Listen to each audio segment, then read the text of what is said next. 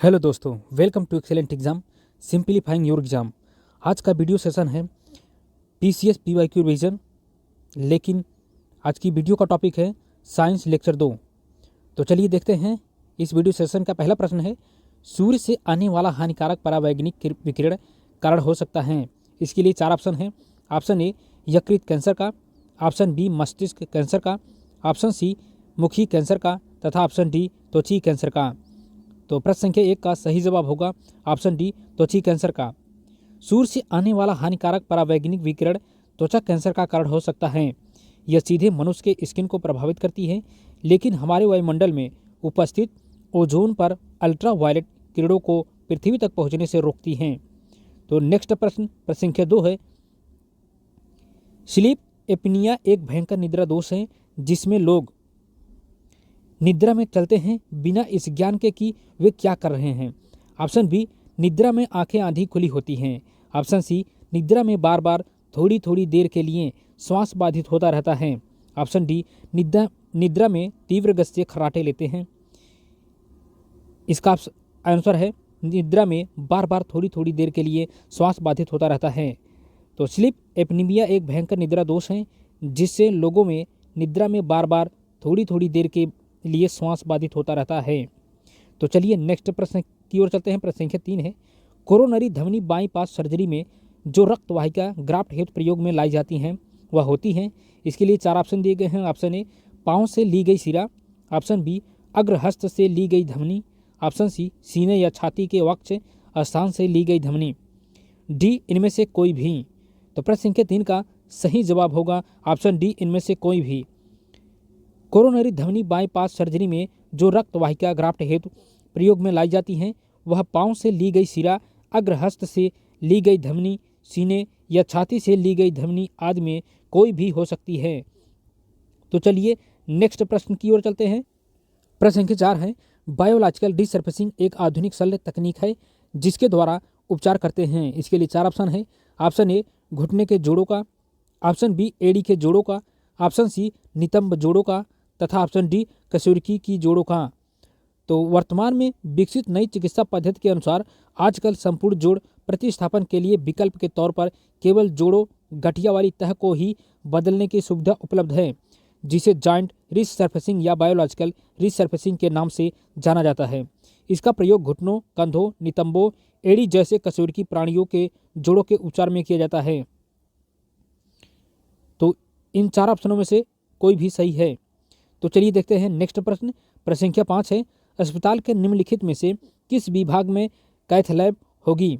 इसके लिए चार ऑप्शन दिए गए हैं। ऑप्शन ए पैथोलॉजी विभाग में, ऑप्शन बी शल्य चिकित्सा विभाग में, ऑप्शन सी कार्डियोलॉजी विभाग में, ऑप्शन डी न्यूक्लियर मेडिसिन विभाग में।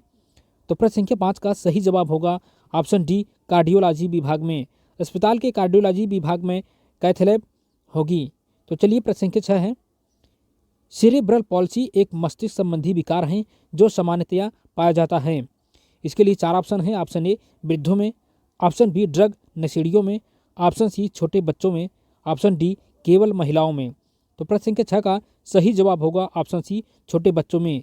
सेरेब्रल पॉल्सी एक मस्तिष्क संबंधी विकार है जो सामान्यतया 7 वर्ष तक के बच्चों में विशेष रूप से पाई जाती है। नेक्स्ट प्रश्न की ओर चलते हैं। प्रश्न संख्या 7 है, कुछ समुद्री जंतु एवं कीट अंधेरे में अपने शरीर से प्रकाश उत्पन्न करते हैं। इस पर घटना को क्या कहते हैं। चलिए देखते हैं। इसके लिए चार ऑप्शन हैं। Option A phosphorescence, option B bioluminescence, option C A और बी दोनों, ऑप्शन डी इनमें से कोई नहीं। तो प्रश्न संख्या 7 का सही जवाब होगा ऑप्शन सी ए और बी दोनों, अर्थात option A phosphorescence, option B bioluminescence.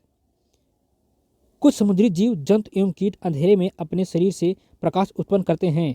इस घटना को फास्फोरेसेंस तथा बायोल्यूमिनेसेंस कहते हैं। तो चलिए नेक्स्ट प्रश्न की ओर चलते हैं। प्रश्न संख्या 8 है, स्त्रियों में रजोनिवृत्ति के पश्चात निम्न में से किस हार्मोन का उत्पादन समाप्त हो जाता है।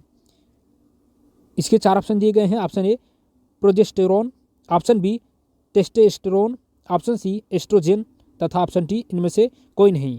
तो प्रश्न संख्या 8 का सही जवाब होगा ऑप्शन सी एस्ट्रोजन। स्त्रियों में रजोनिवृत्ति के पश्चात एस्ट्रोजन हार्मोन्स का उत्पादन समाप्त हो जाता है।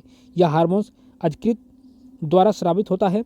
पुरुषों के शरीर में टेस्टोस्टेरोन जो उनके वृषण में उत्पन्न होता है, जबकि स्त्रियों में प्रोजेस्टेरॉन हार्मोन्स उत्पन्न होता है। तो चलिए नेक्स्ट प्रश्न की ओर चलते हैं। प्रश्न संख्या 9 है, निम्नलिखित में से कौन एक विस्फोटक पदार्थ नहीं है? इसके लिए 4 ऑप्शन दिए गए हैं। Option A trinitrotoluene, option B dinitroglycerine, option C cyclotrimethylene nitramine, option D nitrochloroform. तो प्रश्न संख्या 9 का सही जवाब होगा ऑप्शन डी नाइट्रोक्लोरोफॉर्म। ट्राइनाइट्रोटॉलुइन, डाइनाइट्रोग्लिसरीन, नाइट्रामीन एक बेहद खतरनाक विस्फोटक है, जबकि नाइट्रोक्लोरोफॉर्म डॉक्टरों द्वारा इलाज के दौरान एनेस्थीसिया के लिए किया जाता है। तो नेक्स्ट प्रश्न की ओर चलते हैं। प्रश्न संख्या 10 है, एक कृत्रिम उपग्रह में विद्युत ऊर्जा का स्रोत क्या होता है? Option A thermopile, option B सौर cell, option C dynamo, option D लघुनाभिकीय रिएक्टर। तो प्रश्न संख्या 10 का सही जवाब होगा ऑप्शन बी सौर सेल। ये कृत्रिम उपग्रह में विद्युत ऊर्जा का स्रोत सौर सेल होता है, इसी से 24 घंटे बिजली की आपूर्ति होती है। तो चलिए नेक्स्ट प्रश्न की ओर चलते हैं। प्रश्न संख्या 11 है, सूची 1 को सूची 2 के साथ सुमेलित कीजिए तथा नीचे दिए गए कूट का प्रयोग कर सही उत्तर चुनिए। तो कूट नीचे दिया गया है। Option A vitamin B12 magnesium, option B haemoglobin cobalt, option C chlorophyll तांबा, ऑप्शन डी पीतल लोहा। तो इन कूट का सही मिलान होगा option A 2 4 1 3, option B 2 1 3 4, option C 4 1 2 3, option D 3 4 2 1। तो प्रश्न संख्या 11 का सही जवाब क्या होगा आप कमेंट बॉक्स में कमेंट करके बता सकते हैं। तो चलिए देखते हैं इसका आंसर क्या होगा। ऑप्शन ए 2 4 1 और 3, इसका सही मिलान होगा विटामिन B12 कोबाल्ट से, हीमोग्लोबिन लोहा से, क्लोरोफिल मैग्नीशियम से तथा पीतल का मिलान तांबा से। तो चलिए नेक्स्ट प्रश्न संख्या 12 है, किसी व्यक्ति का पूरा प्रतिबिंब देखने के लिए एक समतल दर्पण की न्यूनतम ऊंचाई होती है। इसके लिए 4 ऑप्शन दिए गए हैं। ऑप्शन ए व्यक्ति की ऊंचाई के बराबर, ऑप्शन बी व्यक्ति की ऊंचाई की आधी, ऑप्शन सी व्यक्ति की ऊंचाई का 1/4, ऑप्शन डी व्यक्ति की ऊंचाई की दुगनी। तो प्रश्न संख्या 12 का सही जवाब होगा व्यक्ति की ऊंचाई की आधी। तो चलिए, किसी व्यक्ति का पूरा प्रतिबिंब देखने के लिए एक समतल दर्पण की ऊंचाई व्यक्ति की आधी होनी चाहिए। प्रश्न संख्या 13 है, होमी भाभा पुरस्कार निम्न में से किस क्षेत्र में विशेष योगदान के लिए दिया जाता है? इसके लिए 4 ऑप्शन दिए गए हैं। ऑप्शन ए सैद्धांतिक भौतिकी, ऑप्शन बी नाभिकीय ऊर्जा, ऑप्शन सी लेजर भौतिकी, ऑप्शन डी अंतरिक्ष अनुसंधान। तो प्रश्न संख्या 13 का सही जवाब होगा सैद्धांतिक भौतिकी। होमी भाभा पुरस्कार सैद्धांतिक भौतिकी क्षेत्र में विशेष योगदान के लिए दिया जाता है।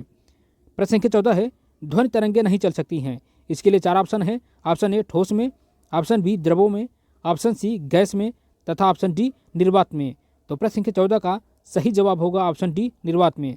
ध्वनि तरंगों के संचरण के लिए माध्यम की आवश्यकता होती है।